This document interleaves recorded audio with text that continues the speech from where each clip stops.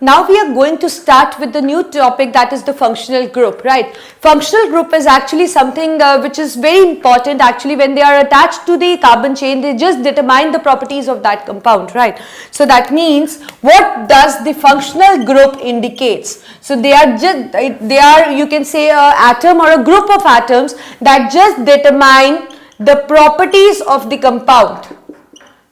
That just determine the properties of the compound, right? So we are just going to look at what kind of functional groups. There are many functional groups, but out of them we are just listing the few important functional groups which you will you'll encounter in this chapter, and you have to use them in a certain properties. They are actually very important functional groups, right? So what are those? So they are alcohol.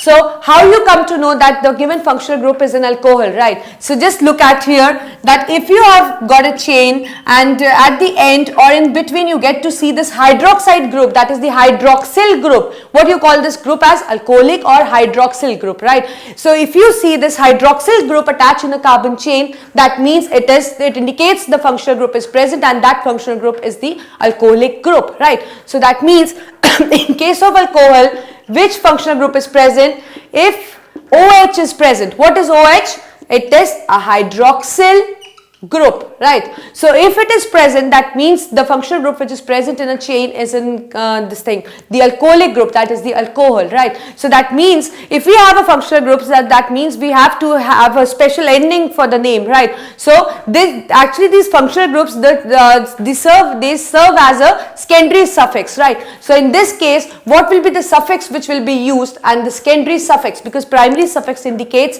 the ane, that is the type of bond, but the secondary suffix indicates the type of the functional group which is present in the chain, right? So if there is OH group present, that means the suffix which you are going to use will be all, right? This indicates this all is taken by this all, right? So it is if it is alcohol, then it is the suffix is all, like methanol. So if I say you that I have a carbon compound named methanol, so its name ends with all. So that means just listening to the name of the compound, it should be clear that it is an alcohol, right? So this is the first functional group, the important one. The second one is the aldehyde. So how do you get the information that yes, the functional group is aldehyde? So obviously we have to look for the certain kind of group which is present. It can be group of atoms, as I told you.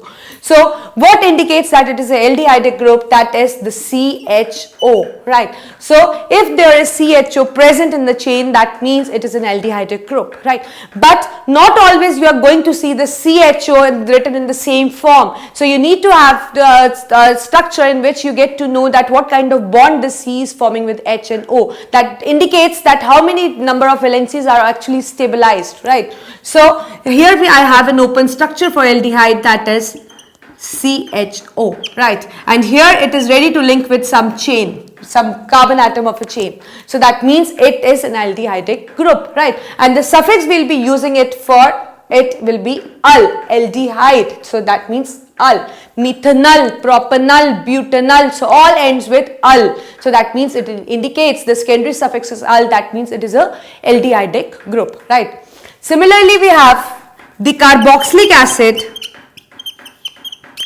functional group. So the formula which is responsible for it is COOH, right? So either you get to see COOH attached to a chain like this, like I'll show you an example. Suppose you get to see the COH present here. So then also it indicates that yes, it is the carboxylic acid, or you get to know the open chain structure as well, which is indicated by this. So this here, it is ready to see 3 valencies are already stabilized.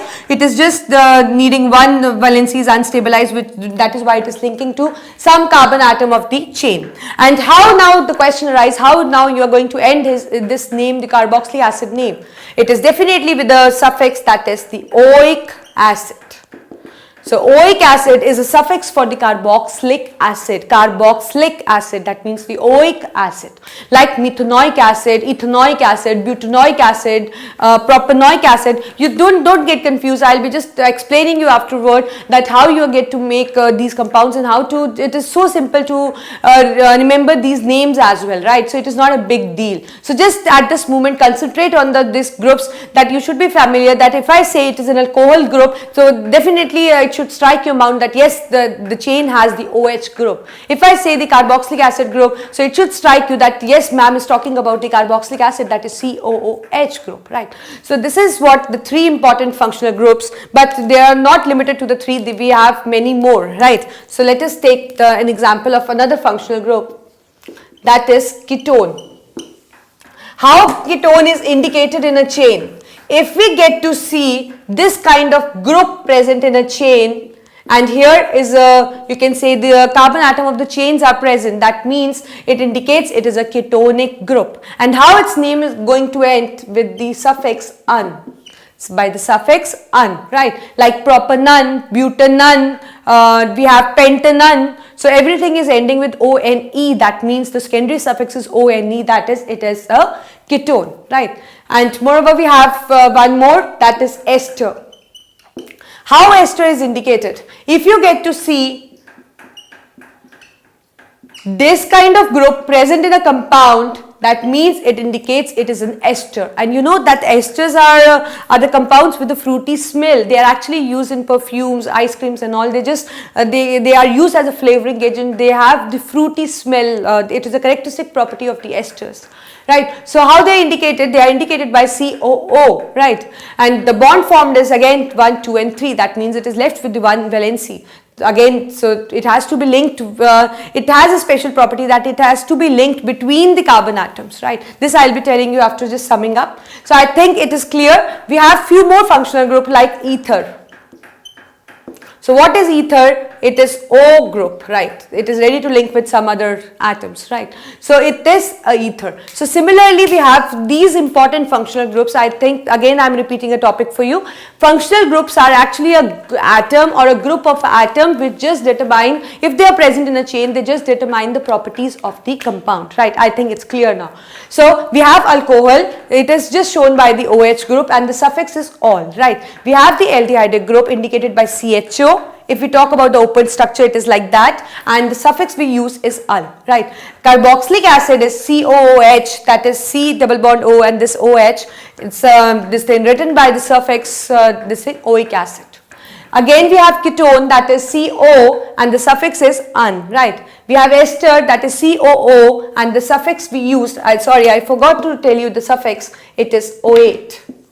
It is O8, right? And in case of ether, it is ROR, that is the O which is attached. But for your class, or you can say up to your level, you should be concerned with only these, because these serves an important, you can say, the functional group. So you may come across the compounds which have these kinds of functional groups, right? So this you have to just learn the chart, that you should be familiar that what is the functional group and what is the suffix which is used. Because if you are familiar with this chart, then only you can make the members from them, that is the members of the alcohol family, members of the aldehyde family, members of the carboxylic acid family, members of the ketone and ester, and like that, right?